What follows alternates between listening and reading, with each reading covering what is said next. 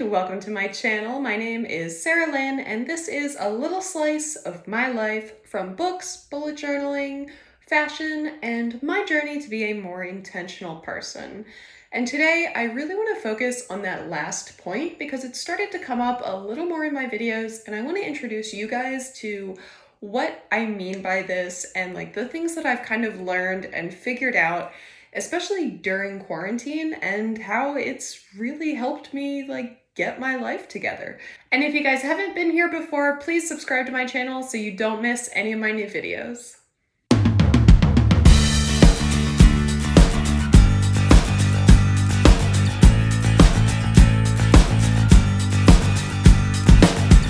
Okay, for those of you that don't know me personally, I have always been a very go, go, go, on the go, always busy kind of person.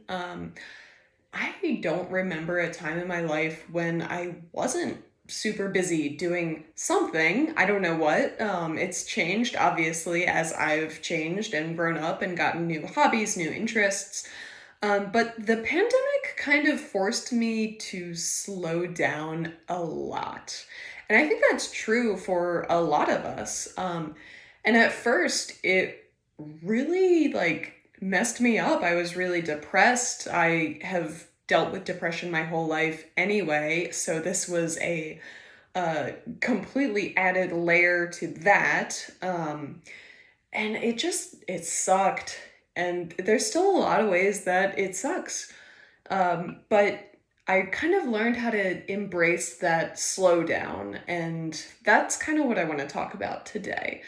So during the pandemic, I started going down this YouTube rabbit hole.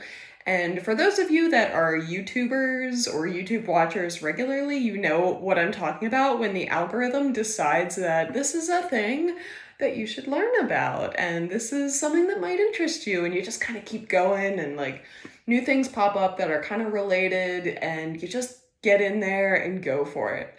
And I don't know exactly like what was the first thing, but somehow I ended up on these slow living channels, these intentional living channels, hygge, the Danish concept of coziness, minimalism, and ethical consumerism, and like all of these kind of came together, and I started to see some similarities, and that was just the part where you are intentional and you're really breaking out of autopilot and asking yourself questions and being mindful while you're doing normal things for you.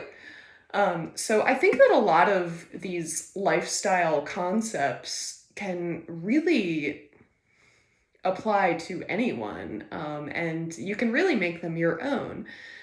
So I guess what I want to do today is talk about 3 things that I've changed in my life, 3 concrete changes that have really made a big impact on how I'm living and honestly my mental health and my happiness. I have been really peaceful lately and feeling very good about myself and this small community of people around me. And I think that these changes have really had a big impact on that. So my major goal here was to honestly stop being on autopilot.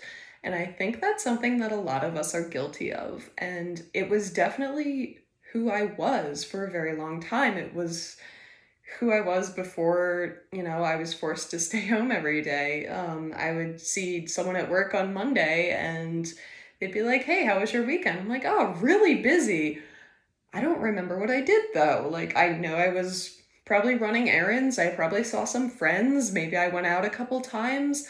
But I just couldn't remember necessarily what I was doing because I was just moving from one thing to another so quickly and not being in the moment. And I wasn't really being intentional and present. And that's the big change that I've made.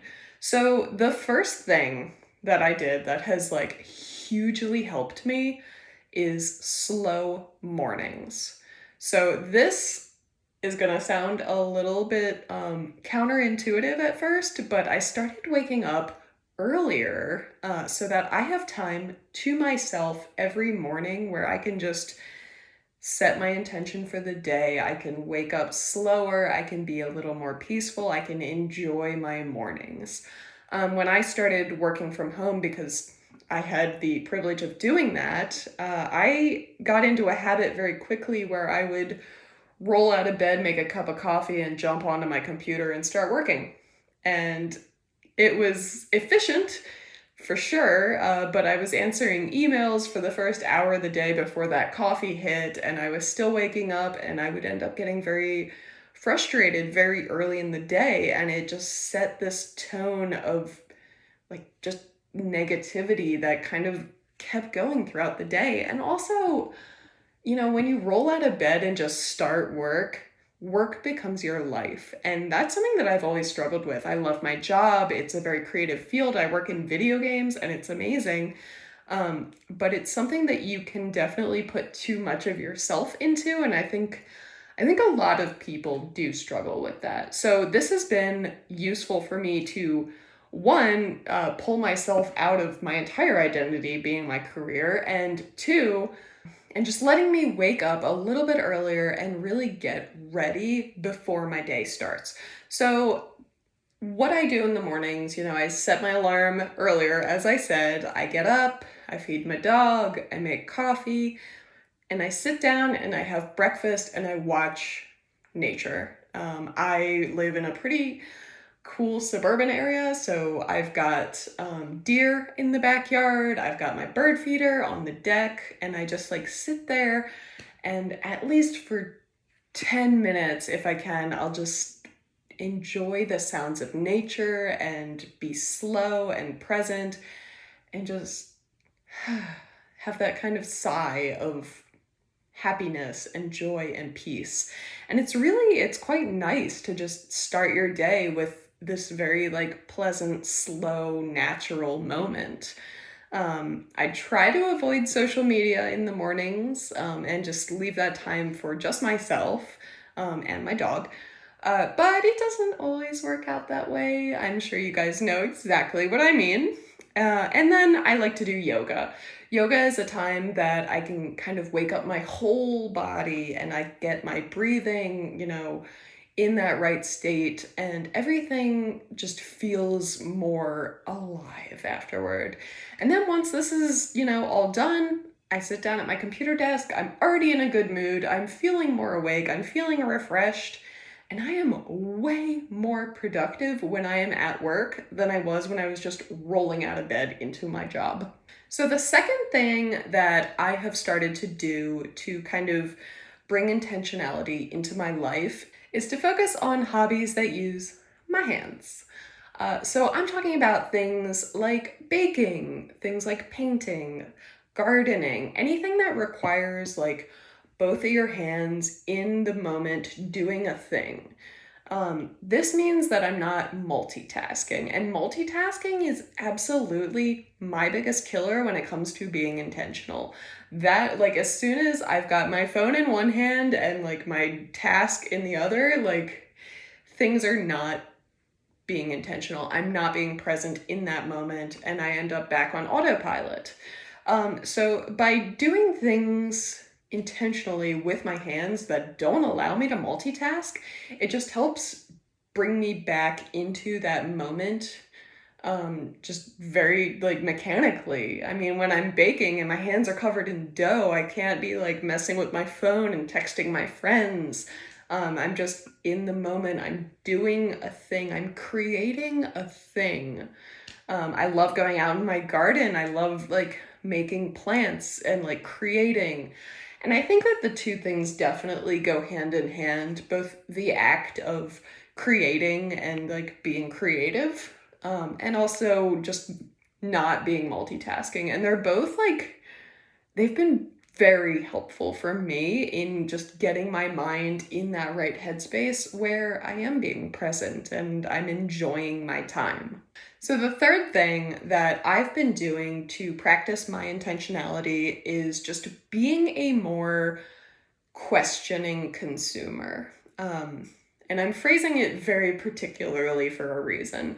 So, when I started getting into like minimalism videos and ethical consumerism videos, there's A lot. Okay, there's a lot of different like certifications for different companies on like if they're being cool to the planet, if they're being cool to people, animals, like what products they're using. And then of course we've got minimalism on the other side, which is, in short, don't have more than what you need. Um, but they both kind of have this similarity between them in the process of actually consuming and buying the thing that you're buying. And that's just like taking a moment before you press the order now button or before you hand your money to the cashier, and asking yourself, okay, do I really need this? Do I really want this? And where am I going to keep it? Where did it come from? Like, what is the story of this thing? And if you take a minute to just think about those questions and the answers to those questions and make sure that it lines up with what you want and your values, that is what I'm trying to accomplish. So obviously, you out there are very different than me. Like, we've got different things that we value. So for me, I want to make sure that the coffee that I'm buying isn't exploitive of farmers in developing countries, because that is a big problem in that industry. So when I'm buying coffee, I take a few minutes and just like look at this brand. Where did they get their coffee? Where are they sourcing their beans? Okay, so do they have like fair trade or direct trade situations going on? Like, what is the story there, and where did it come from? And like, everyone has different things that they care about. Maybe you want to make sure that everything that you're buying is vegan.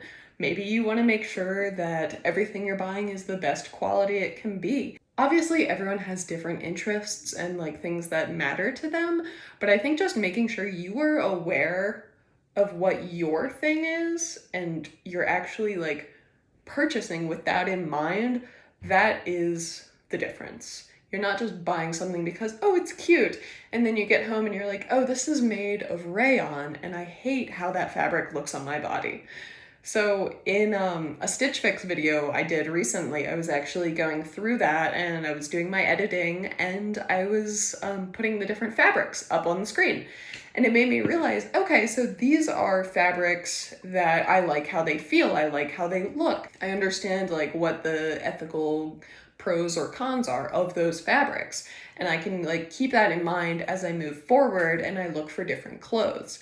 And this is kind of all consumption. Like, we're getting a little general here, but like the media you consume, what is that like? Why do you need this thing that you're consuming? Do you want to be entertained? Yes, okay. Do you want to be angered by something you can't do anything about? No, maybe not. Do you want to have an informed opinion on something? Yeah, okay, that makes sense. So just kind of keeping this in mind and like asking yourself when you're consuming things like, do I need this? Do I want this? Is this adding value to my life? What is that value? And does that sync up with my like morals and my things that I care about? So yeah, those are 3 concrete changes that I have made to kind of just bring intentionality into my life. Slow mornings, amazing. Using my hands in hobbies, wonderful. And just asking more questions when I'm consuming things. And I think these are really easy changes to make in little steps. And I am so much more just aware and pleasant and peaceful. And I honestly can't say enough how much this journey towards being more intentional has really helped me out. If you guys have any questions about my journey, the things I'm learning, the things I think about when I'm doing this, please leave them in the comments below. I would love to have a conversation about this. As I said, this is all very new for me. I'm learning a lot of this from just YouTube and introspection. So yeah, I want to hear your thoughts. I want to hear your opinions. Like, tell me things that you guys do that make you feel more present and more in touch with your life and yourself. So I will see you guys soon in my next video, but until then, you don't have to be perfect. but be intentional.